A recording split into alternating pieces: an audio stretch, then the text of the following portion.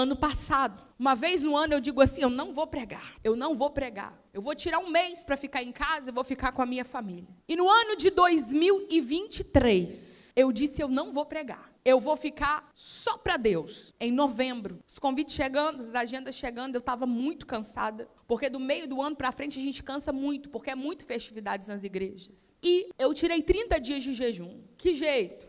30 dias sem comer? Não aguento fazer isso. Há quem aguente.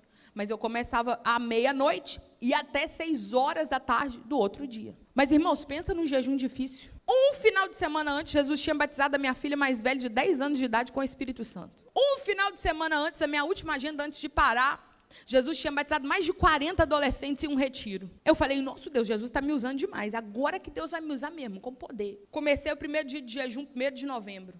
Nada. Eu sentava no sofá da minha casa e falava, meu Deus, dava 7 horas, mas não dava 6. De tão difícil que era o jejum, parece que a presença de Deus tinha sumido de dentro da minha casa. E assim foram os 30 dias, na última semana de novembro. Eu falei, eu não aguento, mas eu nunca mais faço 30 dias de jejum. Eu pensei que eu ia estar cuspindo fogo, mas nada. No último dia, foram umas amigas minhas lá para casa, nós oramos na sala da minha casa, porque eram eu e mais 2 amigas fazendo esse jejum. Uma começava, a outra terminava, uma começava, a outra terminava. E no final da oração se abriu os céus. E eu via quando o Senhor dizia, prepara-se, pois eu vou mandar tsunamis sobre a terra. Vulcões entrarão em erupção, terremotos acontecerão. E o Senhor me mostrava um grande grupo de crianças. E esse grupo de crianças tomava um templo gigantesco. E sobre esse templo tinha uma nuvem que começava a chover óleo. E quando essa nuvem chovia óleo, esse óleo caía sobre as costinhas das crianças e o Espírito Santo dizia, os adultos já não me querem mais. Há muitos obreiros que não acreditam mais no meu poder.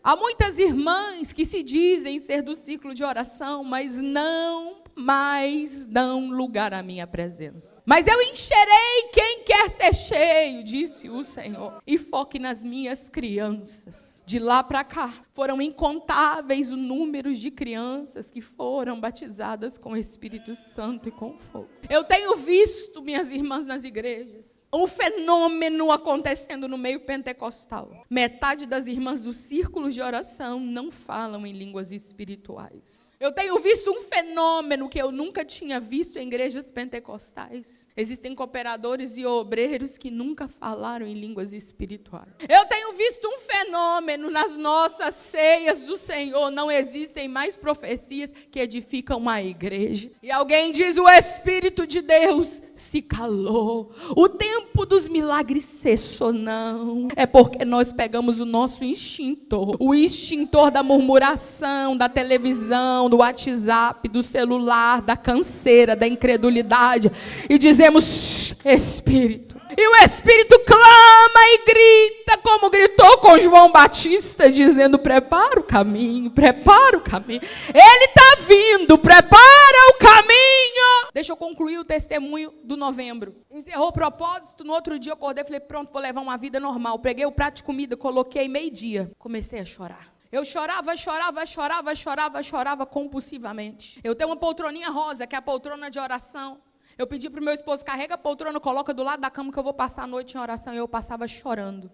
1 dia, 2 dias, 3 dias, 4 dias, 5 dias chorando. E eu tentava descobrir dentro de mim que choro era aquele. Falava, Jesus, que choro é esse? É medo? Não é. É angústia? Não é. É tristeza? Não é. E alguém disse, você não está com depressão? E eu não conseguia parar de chorar.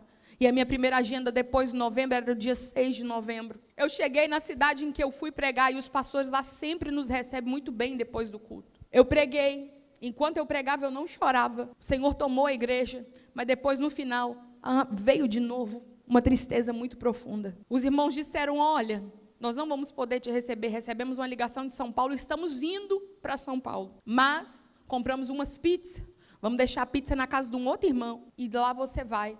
Janta lá com esse irmão. Cheguei na casa do irmão, e na hora que nós chegamos na casa do irmão, meu esposo saiu com ele para comprar um refrigerante, e ele voltou falando em mistério com Deus. Nós sentamos e ele disse, vamos dar graça pelo alimento, e a vontade de chorar estava muito grande. Vamos dar graça pelo alimento, e na noite anterior eu havia tido uma visão. Nessa visão eu via muitos e muitos obreiros, como a multidão da areia da praia. E todos eles carregavam na sua mão direita uma lamparina, mas a maioria delas estavam apagadas.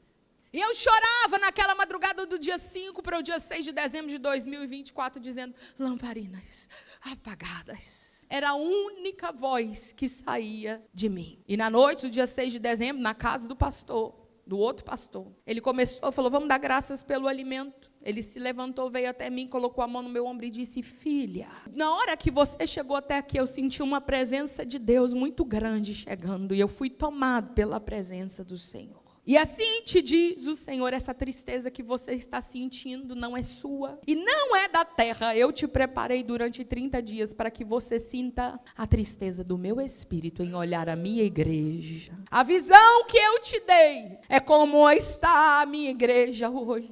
Eles estão de terno e gravata. Filha, eles estão de uniforme e pasta na mão, mas as lamparinas estão apagadas. Os jovens cantam e pulam, mas as lamparinas estão apagadas. Essa tristeza que você sentiu, chorando 6 dias sem cessar, é a tristeza que o meu espírito sente.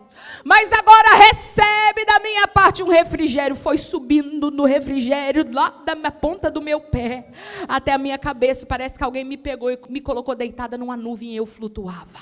Eu nunca mais senti aquela tristeza. O sentimento que eu senti era tão intenso que não tem palavras na terra capazes de fazer, de escrever. Mas eu nunca mais quero sentir isso de novo.